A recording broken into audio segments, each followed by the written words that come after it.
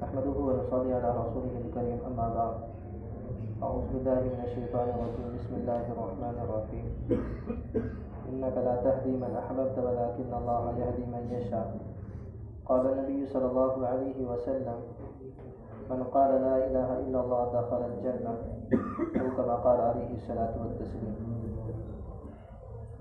محترم بزرگ اور دوستو، اللہ تبارک و تعالیٰ کا شکر و احسان ہے کہ اللہ تبارک و تعالیٰ نے ہمیں مسلمان بنایا. یہ اتنی بڑی نعمت ہے ایمان کی دولت کا مل جانا.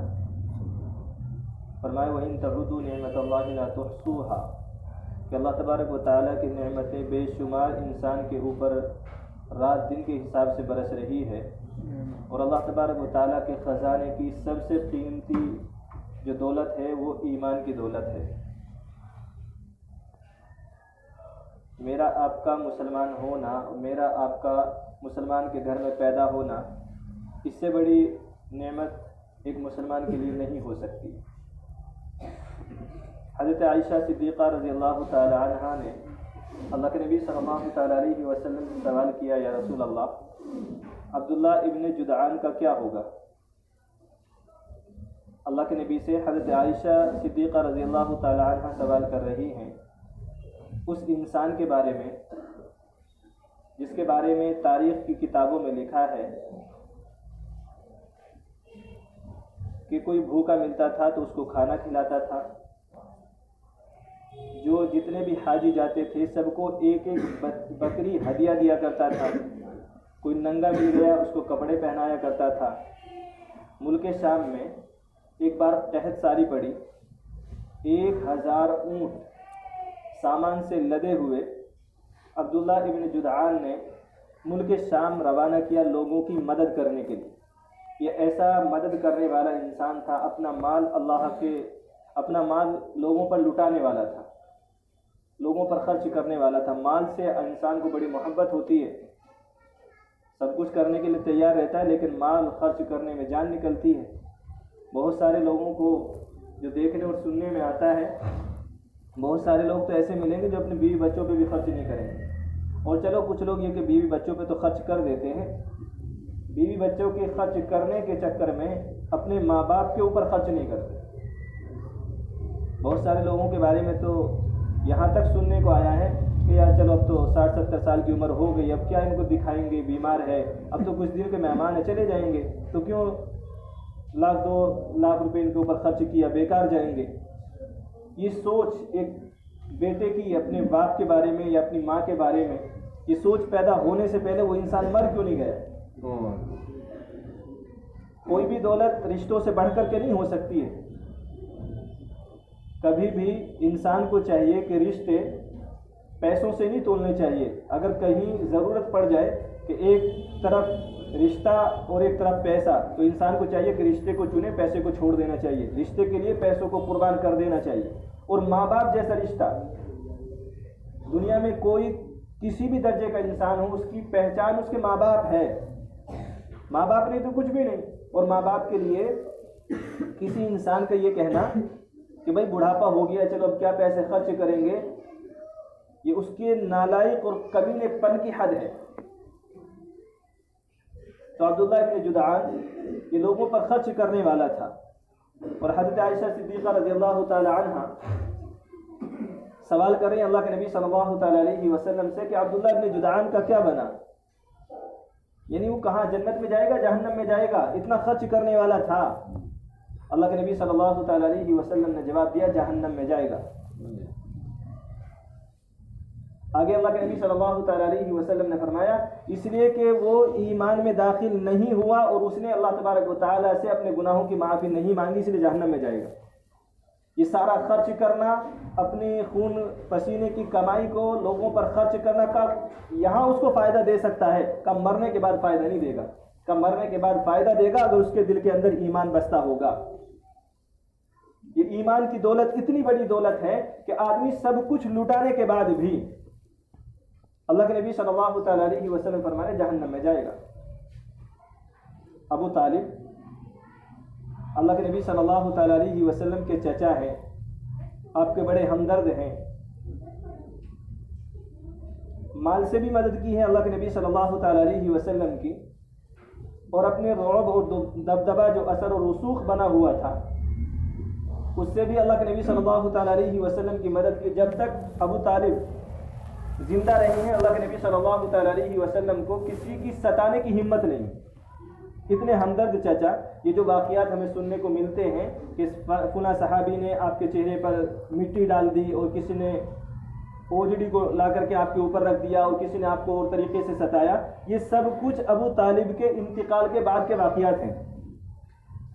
ابو طالب جب تک آپ کے چچا دنیا میں تھے تب تک اللہ کے نبی صلی اللہ تعالیٰ علیہ وسلم کو کسی کی ستانے کی ہمت نہیں ہوئی, اور بلکہ یہاں تک خیال رکھتے تھے اللہ کے نبی صلی اللہ تعالیٰ علیہ وسلم کا کہ رات کو اگر اللہ کے نبی یہاں لیٹے ہیں تو آیا کرتے تھے اٹھا کر کے, کہتے تھے کہ ایسا نہ ہو کہ آپ کو کوئی تکلیف پہنچا دے کہ آپ اپنی جگہ بدل لیں, میں آپ کی جگہ پر لیٹ جاتا ہوں, آپ دوسری جگہ پر لیٹ جائیں. کہیں ایسا نہ ہو کہ کافر دیکھ کر کے گئے ہوں اللہ کے نبی صلی اللہ تعالیٰ علیہ وسلم کو, اور وہ موقع دیکھ کر کے اللہ کے نبی صلی اللہ تعالیٰ علیہ وسلم کو تکلیف پہنچا دے, اسی لیے رات کو جگہ بدل دیا کرتے تھے. اتنے ہمدرد ہونے کے بعد اللہ کے انتقال کا وقت ہے ابو طالب, اللہ کے نبی صلی اللہ تعالیٰ علیہ وسلم تشریف لائے اور کہا کہ چچا جان ایمان میں داخل ہو جاؤ, ایمان لے آؤ, لا الہ الا اللہ محمد رسول اللہ پڑھ لو. کہا کہ بھتیجے میں یہ نہیں کر سکتا. کہا کہ لوگ کہیں گے کہ ابو طالب نے آخر زمانے میں اپنے باپ دادا کے دین کو چھوڑ دیا, کہا موت کی ڈر کی وجہ سے کلمہ پڑھ لیا, کہا لوگ مجھے تانے دے گے, کہا اس لیے میں ایمان میں داخل نہیں ہو سکتا. اللہ کے نبی صلی اللہ تعالیٰ علیہ وسلم نے فرمایا کہ چچا جان زور سے نہیں پڑھ سکتے, آپ میرے کان میں پڑھ دیجیے, کہا کل قیامت کے دن میں آپ کی شفاعت کروں گا. لیکن کلمہ نہیں پڑھا, بنا کلمے کی دنیا سے چلے گئے. چچا ہیں, سردار ہیں, اللہ کے نبی صلی اللہ تعالیٰ علیہ وسلم کے ہمدرد ہیں, اور اللہ کے نبی صلی اللہ تعالیٰ علیہ وسلم کیا فرماتے ہیں کہ جہنم میں جائے گا. الگ بات ہے اللہ کے نبی صلی اللہ تعالیٰ علیہ وسلم نے فرمایا کہ سب سے کم عذاب ابو طالب کو ہوگا, اور وہ یہ کہ ان کو آگ کی جوتی پہنائی جائے گی جو ٹخنوں تک ان کے آگ ہوگی, اور وہ سب سے کم عذاب ایسا ہوگا کہ ان جوتی پہننے کی وجہ سے اس کا سر کھول رہا ہوگا ہنڈی کی طرح سے. اور ابو طالب یہ کہے گا کہ سب سے زیادہ عذاب مجھے ہو رہا ہے, جس کو اللہ کے نبی صلی اللہ تعالیٰ علیہ وسلم فرما رہے ہیں کہ سب سے کم عذاب ابو طالب کو ہوگا. ایمان نہ ہونے کی وجہ سے اللہ کے نبی صلی اللہ تعالیٰ علیہ وسلم کا چچا ہونا کام نہیں آئے گا, اللہ کے نبی صلی اللہ تعالیٰ علیہ وسلم کے ساتھ جو ہمدردی تھی وہ کام نہیں آئے گی, کوئی بھی چیز کام نہیں آئے گی اگر ایمان نہیں ہے. ایمان کی دولت اتنی بڑی دولت ہے. ابو جہل, سب نام سنتے رہتے ہیں. ابو جہل کا اصل نام ابو جہل نہیں تھا, اس کا جو نام مشہور تھا اللہ کے نبی صلی اللہ تعالیٰ علیہ وسلم کے نبوت کے دعویٰ کرنے سے پہلے اس کا نام تھا ابو الحکم. ابو الحکم کہتے ہیں سب سے زیادہ عقل مند کو. بادشاہوں سے بات کرنا, تجارت کرنا, لوگوں کو مشورے دینا, تعلقات بنانا, کہیں سفیر بن کے جا رہے ہیں تو اس کی سفارت کی امارت کرنا, یہ ابو جہل کے ذمہ رہا کرتا تھا. مطلب آگے رہا کرتا تھا ہر چیز میں, کہ سب سے زیادہ عقل مند اس کو سمجھتے تھے لوگ. لیکن جب ایمان سے لانے سے انکار کر دیا تو پھر لقب پڑا ابو جہل کا, کہ سب سے بڑا جاہل یہ ہے کہ جس کو سب سے بڑا عقل مند کہا جاتا تھا کہ ایمان اس کے سامنے ہے, ساری چیزیں معجزات ہیں, کرامات ہے اللہ کے نبی صلی اللہ تعالیٰ علیہ وسلم کی, کہ پھر یہ ایمان میں داخل نہیں ہوا, کہا یہ کہ جاہلوں کا بات ہے. ایمان نہ لانے کی وجہ سے ابو الحکم سے, سب سے بڑے عقل مند سے کا لقب ہٹا کر کے اللہ تبارک و تعالیٰ نے لقب لگایا ابو جہل کا. ایمان نہ ہونے کی وجہ سے, ایمان نہ لانے کی وجہ سے. یہ ایمان کی دولت آج مسلمان اس کی قدر نہیں کرتا ہے, اس کو نہیں پتا کہ ایمان کتنی بڑی دولت ہے. ایک لا الہ الا اللہ محمد رسول اللہ پڑھنے کی وجہ سے صرف اللہ کے نبی صلی اللہ تعالیٰ علیہ وسلم کسی غزوے پر کسی جہاد میں نکلے, ایک بکری چرانے والا ایک چرواہا نوجوان, اسے پتہ چلا کہ اللہ کے نبی صلی اللہ تعالیٰ علیہ وسلم یہاں سے سفر کریں گے اور یہاں ان کا پڑاؤ ہوگا. اس نے اللہ کے نبی صلی اللہ تعالیٰ علیہ وسلم کے بارے میں سنا تھا تو وہ گیا اللہ کے نبی صلی اللہ تعالیٰ علیہ وسلم کی خدمت اقدس میں اور عرض کیا یا رسول اللہ، پوچھا کہ آپ کون ہیں، کیونکہ وہ پہچانتا نہیں تھا، دیکھا نہیں تھا اب سے پہلے۔ اللہ کے نبی صلی اللہ تعالیٰ علیہ وسلم کی خدمت اقدس میں حاضر ہو کر کے پوچھا کہ آپ کون ہیں۔